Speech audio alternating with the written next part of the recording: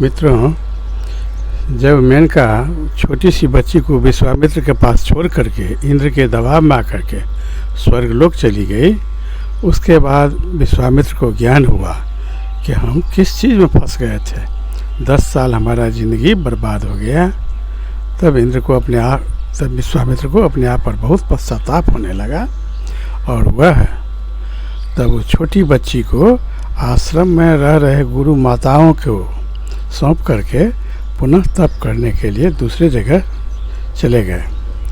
वह छोटी बच्ची थी, उसका लालन पालन गुरु माताओं सबने मिल करके शुरू की। गुरु माताओं में सबके गार्जियन गौतमी माँ थी। गौतमी माँ उस पर में विशेष ध्यान रखती थी और धीरे धीरे वह बच्ची बड़ी होने लगी। धीरे धीरे वह बच्ची जवान हो गई और जब जवान हो गई उसके बाद कि एक घटना घटी कि उस वन में शिकार खेलने के लिए एक दिन चंद्रवंशी राजा दुष्यंत आए। वह उस बच्ची को देख करके बहुत आकर्षित हो गए। वह तब तक जवान हो गई थी, उसको देख करके दुष्यंत बहुत ही आकर्षित हो गए और बहुत धर्मात्मा राजा थे, पृथ्वी पालक थे।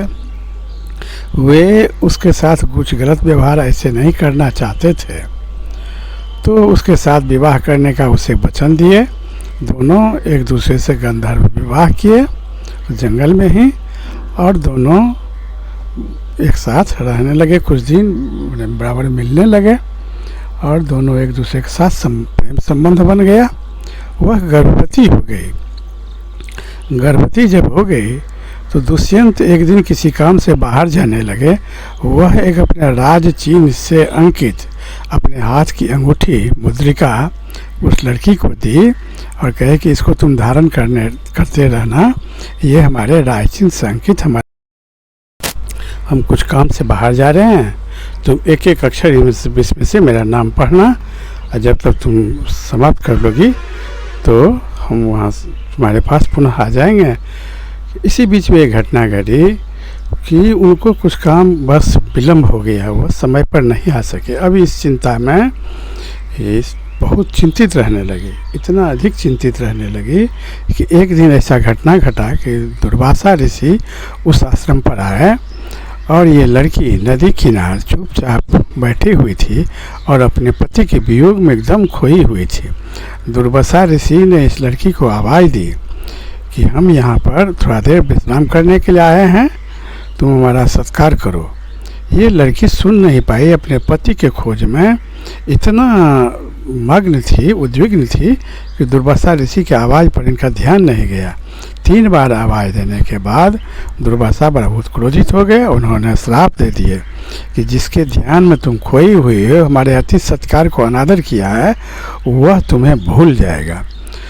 2 ऋषि कन्याएं बगल में खड़ी थी जो इस बात को सुन रही थी। तो ये तो तब भी नहीं, शकुंतला तब भी नहीं कुछ समझी, ये तो अपने पति के ध्यान में मग्न थी।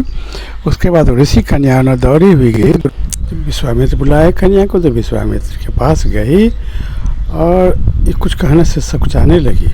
जब सकुचाने लगी तो विश्वामित्र को तो पता था ही, वे अपने दिव्य दृष्टि से सारी घटनाओं को देख लिए और उन्होंने बहुत प्रसन्नता व्यक्त की कि पुत्री, इतने बड़े राजा के साथ तो हम भी तुम्हारा शादी नहीं करवा सकते थे, तुम बहुत अच्छा किया, तुम पर हम बहुत प्रसन्न हैं।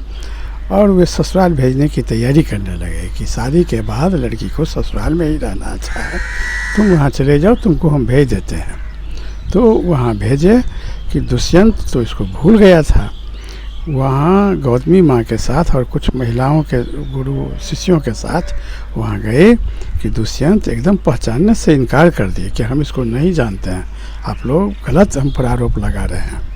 क्योंकि दुर्वासा के श्रापवश दुष्यंत सब कुछ भूल गए थे। तो ये लोग बहुत प्रयास किए, उसके बाद भी दुष्यंत को कुछ याद नहीं आया। तो उसके बाद वो लोग तो वहाँ छोड़ करके चली आई कि लड़की ससुराल में ही रहना चाहे, तुम अब यहीं रहो, बहुत बहुत धन्यवाद।